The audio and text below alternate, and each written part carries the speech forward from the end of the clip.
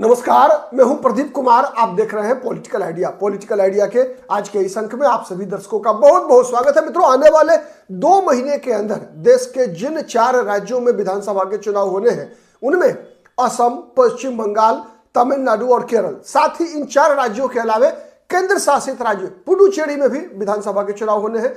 और इन चारों राज्यों में देखेंगे मित्रों, चाहे बंगाल हो, चाहे असम हो, चाहे तमिलनाडु हो या केरल हो, इन चारों राज्यों में कांग्रेस पार्टी के लोग कह रहे हैं कि कांग्रेस पार्टी को नुकसान अपनी प्रतिद्वंदियों से नहीं होगा, बल्कि कांग्रेस को नुकसान हो रहा है कांग्रेस के जयचंदों से। कौन कौन जयचंद हैं, कौन कौन ऐसे लोग हैं जिन्हें कांग्रेस के लोग, राहुल गांधी के समर्थक, राहुलवादी लोग जयचंद बता रहे हैं? आज इस वीडियो में हम ये जानने का प्रयास करेंगे। इसलिए मैंने कहा राहुलवादी मित्रों, चूंकि सबसे पहला बड़ा जयचंद जिन्हें बताया जा रहा है वो नाम है मणिशंकर अय्यर का। मणिशंकर अय्यर ने कहा कि मैं नेहरूवादी हूं, मैं गांधीवादी हूं, मैं राजीववादी हो सकता हूं, मैं सोनियावादी हो सकता हूं, लेकिन मैं राहुलवादी नहीं हो सकता। इसीलिए राहुल गांधी मेरी नोटिस नहीं लेते। राहुल गांधी को पता भी नहीं है कि मैं कांग्रेस पार्टी के अंदर हूं या कांग्रेस पार्टी के बाहर हूं।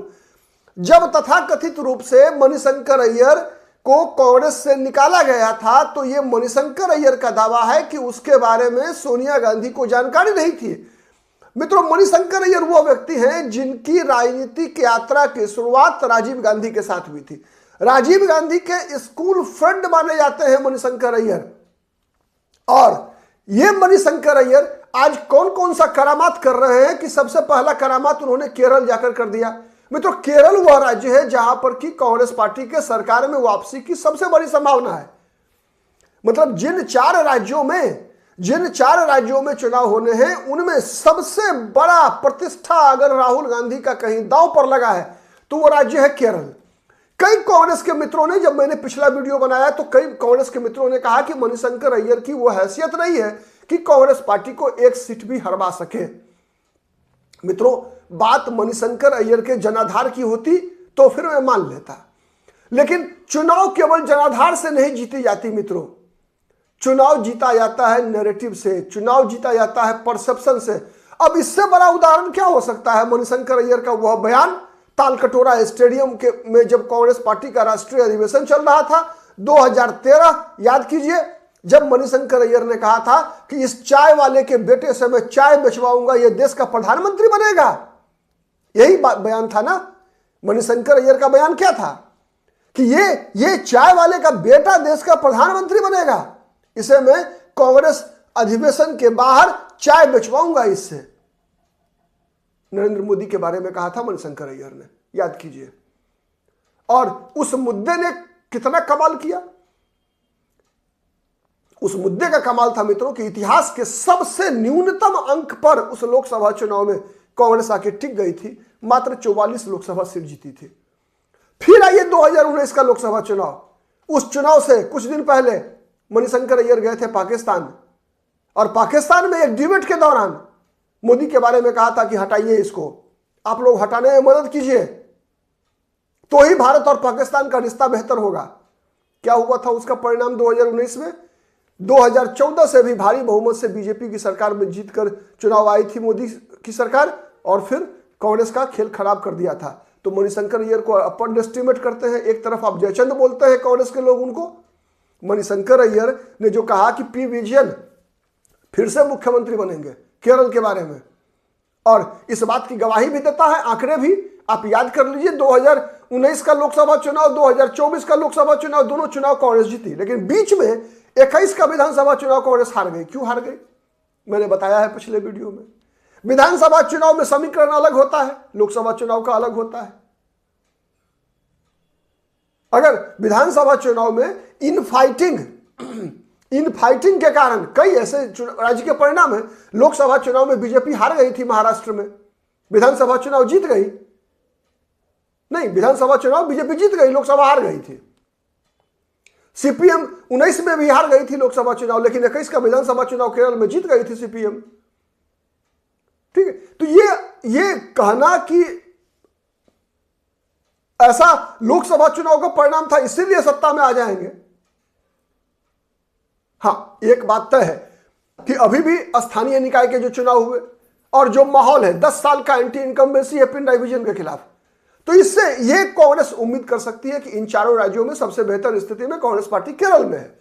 लेकिन कांग्रेस के अंदर मणिशंकर अय्यर के बयान से कई मामला निकल कर आता है, जो मैंने बताया पिछले वीडियो में आपको। खेमेबाजी है, गुटबाजी है, नैरेटिव तैयार करना है। राहुल गांधी वहां वायनाड से लोकसभा चुनाव लड़ रहे थे, प्रियंका गांधी लड़ रही है, वहां आईयूएमएल का फैक्टर है, वहां पीएफआई का फैक्टर है, एसडीपीआई का फैक्टर है, तो कई फैक्टर्स है। वैसे ही तमिलनाडु में क्या कह दिया मणिशंकर अय्यर ने? एमके स्टालिन के बारे में कहा कि एमके स्टालिन सबसे बेहतर योग्य व्यक्ति हैं इंडिया अलायंस का नेतृत्व करने के लिए। यहां भी राहुल गांधी के लिए कैसे, आप समझ लीजिए कि राहुल गांधी का खेल खराब कहां से हो रहा है। राहुल गांधी का खेल खराब एक फ्रंट पर नहीं हो रहा है। मैंने दक्षिण से शुरुआत किया, इसीलिए कि लोग दक्षिण से उत्तर, पूर्व से पश्चिम चलते हैं, तो दक्षिण भारत से शुरुआत किया है, केरल से। तमिलनाडु में आइए, स्टालिन के बारे में क्या कह दिया? स्टालिन के बारे में कि इंडिया अलायंस के लिए सबसे योग्य व्यक्ति नेतृत्व करने के लिए एमके स्टालिन हो सकते हैं।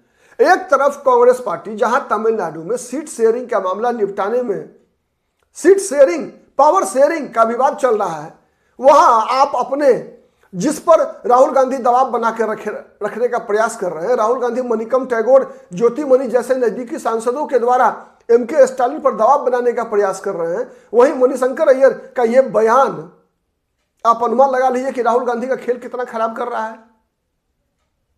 नहीं, बंगाल आ जाइए, फिर चलेंगे आसाम। असम में तो इतना भयंकर खेल हुआ है जिसका कोई कुछ कहना नहीं है। बंगाल में क्या है? कांग्रेस 3 भागों में बटी हुई है, सीधा 3 भाग है कांग्रेस के अंदर। एक तो एक भी विधायक नहीं है पश्चिम बंगाल विधानसभा में, एक लोकसभा के सीट कांग्रेस जीती हुई है। वहां तो सबसे पहले विवाद बना शुभंकर सरकार और अधीर रंजन चौधरी के बीच। शुभंकर सरकार का खेमा अकेले लड़ेंगे, एकला चलो, और अधीर रंजन चौधरी को लगता है कि नहीं, ममता बनर्जी से अलायंस के, जबकि ममता बनर्जी के विरोधी है वो। तो अधीर रंजन का मानना था कि किसी न किसी के साथ गठबंधन के बगैर कांग्रेस का कोई भविष्य नहीं है। अधीर रंजन चाहते थे कि वामपंथी दलों के साथ गठबंधन हो, लेकिन वामपंथी दल के साथ गठबंधन नहीं कर सकते राहुल गांधी, नहीं तो केरल भी खराब होगा। तो केरल कांग्रेस के दबाव पर राहुल गांधी ने पश्चिम बंगाल में वामपंथी पार्टियों से गठबंधन करने से मना कर दिया, क्योंकि बंगाल में तो सत्ता में आने की संभावना है नहीं, केरल में सत्ता में आने की संभावना है। तो निश्चित है कि केरल के एंगल को ज्यादा महत्व मिलेगा, मिलना भी चाहिए था। बंगाल जहां 2.5 अंक में सीटें मिलेंगी या नहीं मिलेगी उसकी गारंटी नहीं, और केरल में सरकार में आने की संभावना है, तो उस संभावना को कैसे आप खराब करेंगे? आप नहीं। लेकिन वहीं पर उसी राज्य में अधीर रंजन, शुभंकर सरकार दोनों लड़ रहे हैं। अब इसी बीच में एक बम फोड़ दिया संजय बारू मनमोहन सिंह के मीडिया सलाहकार हुआ करते थे। क्या कह दिया उन्होंने? जैसे मणिशंकर अय्यर ने कहा एमके स्टालिन के बारे में, वैसे ही ममता बनर्जी के बारे में संजय बारू ने कहा कि Mamata will be most suitable candidate for the prime ministership against Narendra Modi. मतलब आप समझ लीजिए कि राहुल गांधी का ममता बनर्जी तो वैसे ही तैयारी कर रही है, वैसे ही कि कब मौका मिले और भतीजे को, अभिषेक बनर्जी को बंगाल सौंप कर दिल्ली में मोदी से 2-2 हाथ करने की तैयारी हो जाए। 2-2 हाथ करने की तैयारी की प्लानिंग कर रहे हैं। और ऐसे समय में संजय बारू का यह बयान एंड बंगाल चुनाव के मौके पर ममता बनर्जी के लिए तो मास्टर स्ट्रोक है, ममता बनर्जी के लिए मास्टर स्ट्रोक है। लेकिन राहुल गांधी के लिए क्या? राहुल गांधी 2029 लोकसभा चुनाव की तैयारी कर रहे हैं, 2029 लोकसभा चुनाव का। और लोकसभा चुनाव से पहले ही अगर राहुल गांधी के पैरेलल अगर एक ममता बनर्जी या एमके स्टालिन जैसा चेहरा खड़ा हो जाए, तो अब आप अनुमान लगाइए इतिहास को देखते हुए, इतिहास के मद्देनजर, कि जो एंटी बीजेपी फोर्सेज हैं किसके पक्ष में गोलबंद होंगे?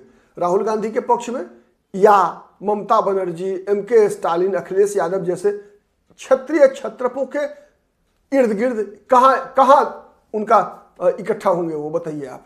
इतिहास क्या गवाह है, जब कभी भी ऐसी स्थिति बनी तो प्रधानमंत्री कौन बना? चरण सिंह बने, चंद्रशेखर बने, देवगौड़ा बने, गुजराल बने, यही है इतिहास ना। अंत में जब कांग्रेस की भी सरकार बनी तो मनमोहन सिंह बने। सच है या नहीं है? जब जब कांग्रेस को बहुमत नहीं मिलेगा तब तब क्षेत्रीय दल, तब तक जब तक कि वर्तमान परिस्थिति में भी कांग्रेस 200 सीटें पार नहीं करेगी, तब तक कोई भी क्षेत्रीय दल राहुल गांधी को प्रधानमंत्री बनाने को तैयार नहीं होगा। सच है या गलत है बताइएगा। और इस मुश्किल परिस्थिति में जब कांग्रेस अस्तित्व की लड़ाई लड़ रही हो, तब चाहे संजय बारू हो, मणिशंकर अय्यर हो जैसे लोग, कांग्रेस अधीर रंजन चौधरी जैसे लोग हो, राहुल गांधी के लिए क्या है? इसीलिए राहुल गांधी के समर्थक जितने भी हैं सब लोग जयचंद बता रहे हैं। उतना ही नहीं, चलिए असम में दूसरा राज्य है असम मित्रों, जहां कांग्रेस सत्ता में वापसी कर सकती है 10 वर्षों के बाद। दूसरा राज्य है बंगाल में, तमिलनाडु में कांग्रेस के लिए कोई संभावना नहीं, क्योंकि तमिलनाडु में तो कांग्रेस पार्टी DMK और लड़ाई AIADMK के बीच होती है। कांग्रेस तो गठबंधन में केवल सीटें लड़ती है, MLA जीतते हैं, मिनिस्ट्री भी नहीं मिलती, तो बात केवल अटक जाती है केरल और असम पर। असम दूसरा राज्य है जहां पर की कांग्रेस सत्ता में आ सकती है।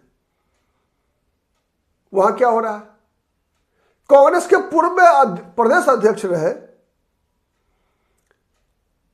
भूपेंद्र कुमार बोरा सुबह घोषणा करते हैं कि मैं कांग्रेस से इस्तीफा दूंगा।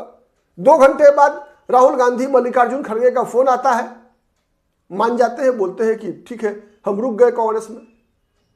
फिर थोड़ी देर के बाद हेमंत बिस्व शर्मा उनके घर पे पहुंचते हैं और हेमंत बिस्व शर्मा का बयान आता है कि अंतिम हिंदू नेता बताते हैं भूपेंद्र बोरा को, अंतिम हिंदू नेता। आप इस बात पे गौर कीजिएगा, यही तो मास्टर स्ट्रोक है हेमंत बिस्व शर्मा का। गौरव गोगोई को वो हिंदू नेता नहीं मानते। उन्होंने आरोप लगाया हेमंत बिस्व शर्मा ने कि गौरव गोगोई, उनके बच्चे, इन लोगों ने धर्म परिवर्तन कर लिया है। एलिजाबेथ कोलिबेरा उनकी पत्नी है, ब्रिटिश मूल की है। आरोप लगा रहे हैं कि गौरव गोगोई और उनके दोनों बच्चों ने भी धर्म परिवर्तन कर लिया है। ठीक, अब ऐसी परिस्थिति में कांग्रेस का भविष्य क्या है आसानी से समझा जा सकता है। इतना ही नहीं, एक और घटना का उल्लेख आज मैं करता हूं मित्रों आपके सामने। विगत दिनों कांग्रेस जब कन्हैया कुमार जवाहरलाल नेहरू विश्वविद्यालय के छात्र थे, छात्र संघ के अध्यक्ष रहे, तब जब वो CPI के उम्मीदवार थे, AISF के उम्मीदवार के रूप में चुनाव जीता था।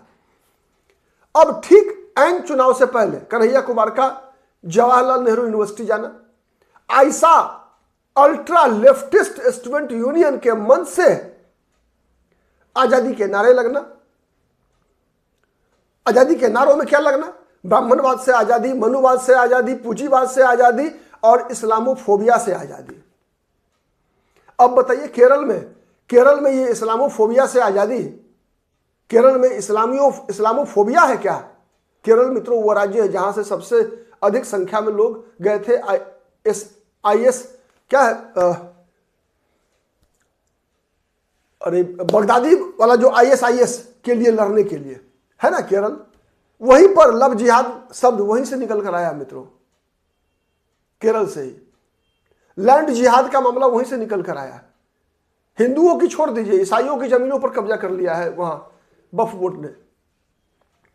तो ऐसी परिस्थिति में केरल चुनाव में को साधने के लिए केवल कन्हैया कुमार जब जाते हैं, एक राज्य के चुनाव को साधने के लिए जवाहरलाल नेहरू विश्वविद्यालय आइसा के मंच से इस प्रकार की नारेबाजी फिर होती है, तो आप अनुमान लगा लीजिए कि जयचंद कौन कौन है इसमें।